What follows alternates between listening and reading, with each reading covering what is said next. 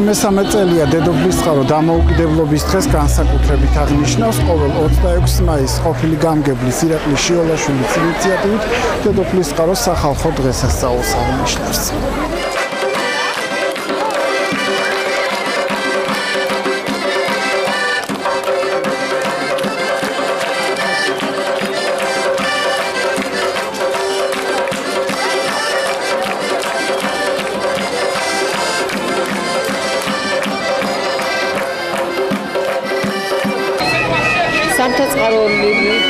ძირითადში წამოიყვანეთ ანსამბლი, რომლებიც თავიანთი მონაცემებით გამოდიან ამ მაყურებლების წინაშე.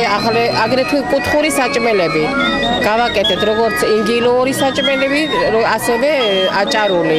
იმიტომ რომ ყველა მიცით რომ სამთაწყაროში ცხოვრობენ როგორც ინგილოები და აჭარლები. ამიტომ ორივე წარმომადგენლების მონახაზი თქვენი კუთხური საჭმელები წარმოვადგინეთ. და დღევანდელ დღეს ვილოცავ ყველას. ეს არის მხიარულობის, წინსვლის, ცხოვრებაში მხიარულობისა და კარგი დღესასწაული.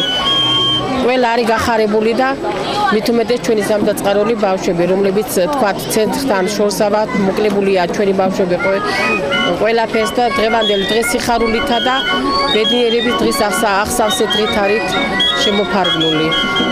სოფელი ზემოქედიც უერთდება ამ ლამაზ დღესასწაულს, რასაც ჩვენი დამოუკიდებლობის დღე ჰქვია. მივიღეთ მონაწილეობა. ფოლკლორული ანსამბლი ყავს, ჩამოყვანილი ნომრები გავაკეთეთ. წვადის, ღვინის და ქართული სუფრის ტრადიციით გადავწყვიტეთ, რომ აი ამ ლამაზ დღეს შევუერთდეთ და რა ვიცი. მე მგონია, რომ ყველაფერი ლამაზია, კარგია და კარგად იქნება. იმედის დამოუკიდებლობა ალბათ ყველაფერია ჩვენთვის, ყველაფერი, რასაც უფრო პურზე, ფულზე და მატერიალურ სიმდიდრეზე რომ უფრო ძვირად გვიღირს და უფრო ძვირფასია ჩვენთვის. მე დარწმუნებული ვარ, ყველა კედელი და ყოველი საქართველოს მოქალაქე ამაზე ძვირფასი დღე არ არსებობს, რასაც ჩვენი დამოუკიდებლობა ქვია, საქართველოს დამოუკიდებლობა ქვია.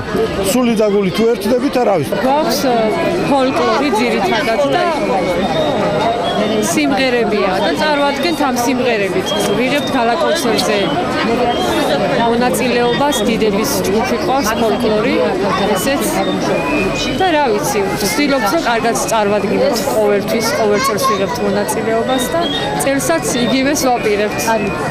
მე ზაზა ალადაშვილი. სოფელ აგუშიკი. ოკეი, 20 წელია თითქმის სამხედრობას ვიჭედნოს.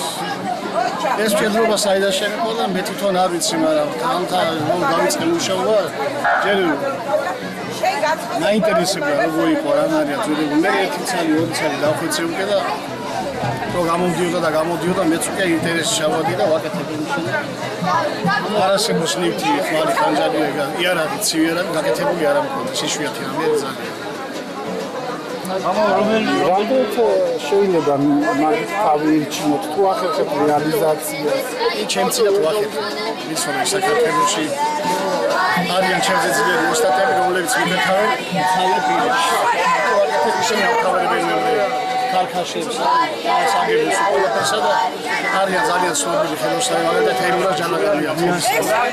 ცნობილი ოსტატები, ისიც მიგეთავენ ხალე პირში. ეს რა შემოვეც? ეს დამოუკიდებლობის დღეს მინდოდა სოფელი წავიმეჩინა.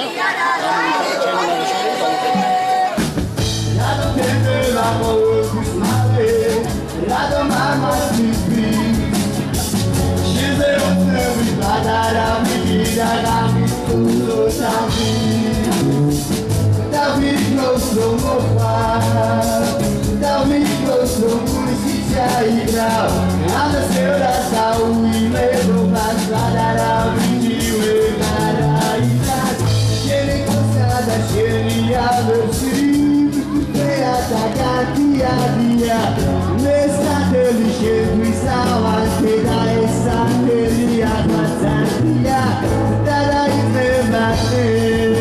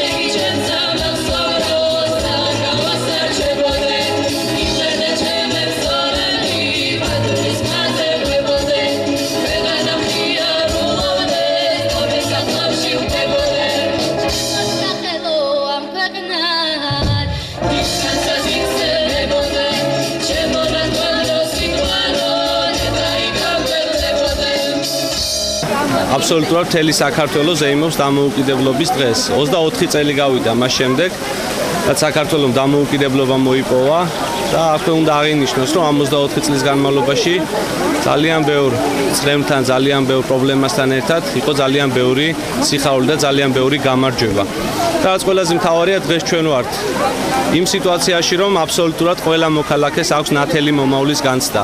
მე მინდა ვისარგებლო შემთხვევით და სრულიად საქართველოს მიულოცო დამოუკიდებლობის 24 წლისთავი. ესეც სიმბოლურია გარკვეულწილად, რომ პირველი ღონისძიება ყველაზე ადრე დაიწყო სწორედ დედოფლისწყაროში, საიდანაც იწყება რეალურად საქართველო და საიდანაც პირველი მზის ხივი ეცემა საქართველოს და ყველაზე ადრე სწორედ დედოფლისწყაროელებმა 12 საათზე დაიწყეს ეს ღონისძიება. აქვე მინდა აღვნიშნო ის, რომ თქვენ ხედავთ, რამდენად სახალხოა დედოფლისწყაროში, ყველა მოქალაქეს აქვს საშუალება მიიღოს მონაწილეობა, ღია ცის ქვეშ იმართება ეს ღონისძიება, გამოფენილია როგორც კულტურული მემკვიდრეობა, ასევე სხვადასხვა კულტურული ნაწარმი, ასევე გამოფენილია თითოეული სოფლის ის განსაკუთრებული პროდუქტი, რომელსაც აწარმოებს კონკრეტული სოფელი, ყველა სოფელს აქვს თავისი კუთხე და ყველას აქვს თავისი ნიშა მიცემული. ასე რომ ყველა ადამიანს, ხელოვანს თუ არახელოვანს, აქვს საშუალება იმისა, რომ თავისი ნიჭი და ტალანტი წარმოაჩინოს და აჩვენოს თავის ძალიან ლამაზ რაიონს. აქვე მინდა ვისარგებლო შემთხვევით და ვთქვა, რომ სწორედ 2013 წელს პირველად ჩვენ დავაფუძნეთ ესეთ სახალხო დღესასწაული, მანამდე თქვენ იცით, რომ იმართებოდა ხოლმე ძალიან მცირე სეგმენტისთვის, ასე ვთქვათ, დახურულ სივრცეში და მარტო ძალიან მცირე კონტინგენტი სარგებლობდა იმ ფუფუნებით, რომ აღენიშნა 26 მაისი, ქვეყნის დამოუკიდებლობის დღე. ჩვენ მივეცით საშუალება აბსოლუტურად ყველა ადამიანს, რომ ჩვენ ყველამ ერთად, აბსოლუტურად საზოგადოების ნებისმიერმა წევრმა, ჩვენ ყველამ ერთად ვიზეიმოთ 26 მაისი. და რაც ყველაზე მთავარია, თქვენ ხედავთ, რამდენად პოპულარული გახდა 26 მაისის აღნიშვნა დედოფლისწყაროში. ამან მოიტანა რაღაც პატარა ტრადიცია უკვე ამ 2-3 წლის განმავლობაში, ტრადიცია იმისა, რომ 26 მაისს აბსოლუტურად ყველა მოქალაქე დედოფლისწყაროელი გამოდის ცენტრალურ ქუჩაზე და აღნიშნავს 26 მაისს, დამოუკიდებლობის დღეს. და რაც ყველაზე მთავარია, ჩვენ დავნერგეთ ახალი ტრადიცია, ჩვენი ტექნიკა, რაც მუნიციპალიტეტს ემსახურება, ტექნიკა გამოივლის და კიდევ ერთ საჩვენებელ დემონსტრაციას გააკეთებს იმისას, რომ სახელმწიფო ტექნიკა მზად არის იყოს ხალხის სამსახურში. ეს არის ყველაზე მნიშვნელოვანი. ის რომ ხელისუფალი და ჩვეულებრივი მოქალაქე დგას ერთად და ერთად ზეიმობს ქვეყნის დამოუკიდებლობის დღეს.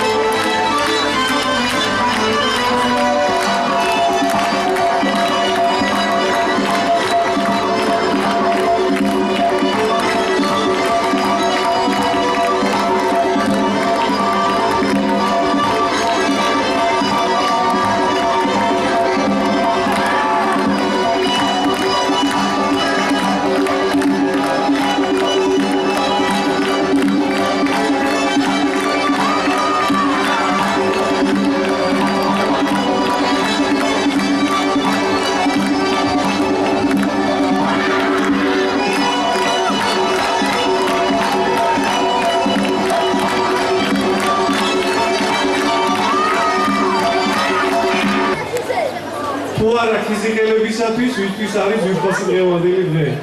ხალხისათვის, რომელსაც არ ყოლია ბატონი და რომელიც ვერ ეგუება მონობას. ყველანაც რამდენჯერმე ვთქვი და კიდევ გავიმეორებ. თავისუფლების მოყვარული ხალხი ღმერთმა თავისუფლად გვაცხოვროს აცდამარადის და უკუნისამდე. კიდევ ერთხელ გიმოცავთ, გაიხარეთ. მოგილოცავთ დღევანდელ დღეს, დამოუკიდებლობის დღეს.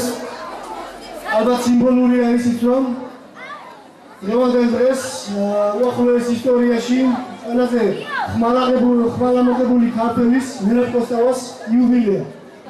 ძალიან დიდი სურვილი მაქვს, რომ ყველა ქართველი იგნორდეს ვალდებულებას ქვეყნის წინაშე. მინდა რომ ყველა ჩვენი შრომა საქმიანობა და მოღვაწეობა უკავშირდებოდეს სახელმწიფო ინტერესებს.